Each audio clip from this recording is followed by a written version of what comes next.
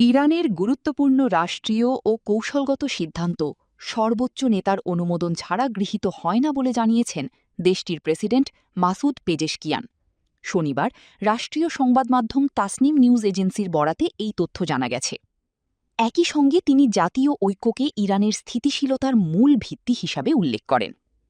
Islamic Republic of Iran broadcasting IRIB এর প্রধানের সঙ্গে এক উচ্চ পর্যায়ের বৈঠকে প্রেসিডেন্ট পেজেশকিয়ান বলেন, সংকটকালীন সময়ে জনগণের ঐক্য এবং রাষ্ট্রীয় প্রতিষ্ঠানগুলোর সমন্বয় দেশের স্থিতিশীলতা রক্ষায় গুরুত্বপূর্ণ ভূমিকা রাখে। তার মতে এই ঐক্যই ইরানের সবচেয়ে বড় শক্তি। তিনি আরও বলেন, বর্তমান সময়ে ইরানের প্রধান অগ্রাধিকার সরাসরি সামরিক হুমকি নয়, বরং অভ্যন্তরীণ শান্তি, সামাজিক সংহতি এবং জাতীয় ঐক্য বজায় রাখা। প্রেসিডেন্ট পেজেশকিয়ান স্পষ্টভাবে জানান, ইরানের সব গুরুত্বপূর্ণ সিদ্ধান্ত সুপ্রিম ন্যাশনাল সিকিউরিটি কাউন্সিলের কাঠামোর মধ্যেই এবং সর্বোচ্চ নেতার অনুমোদনের ভিত্তিতেই নেওয়া হয়।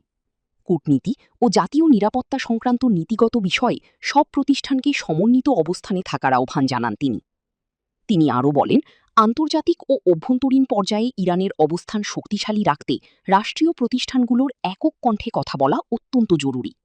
এক্ষেত্রে রাষ্ট্রীয় গণমাধ্যম IRIB-কে ঐক্য ও সংহতি জোরদারে গুরুত্বপূর্ণ ভূমিকা রাখার আহ্বান জানান প্রেসিডেন্ট।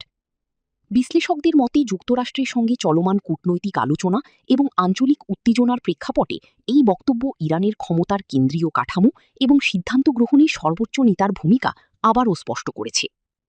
এর আগে যুক্তরাষ্ট্রের প্রেসিডেন্ট ডোনাল্ড ট্রাম্প দাবি করেন, ইরানের সঙ্গে সম্ভাব্য একটি চুক্তি নিয়ে আলোচনায় বড় অগ্রগতি হয়েছে। এমন প্রেক্ষাপটে ইরানের নেতৃত্ব কাঠামো নিয়ে আন্তর্জাতিক পর্যবেক্ষণ আরও জোরদার হয়েছে।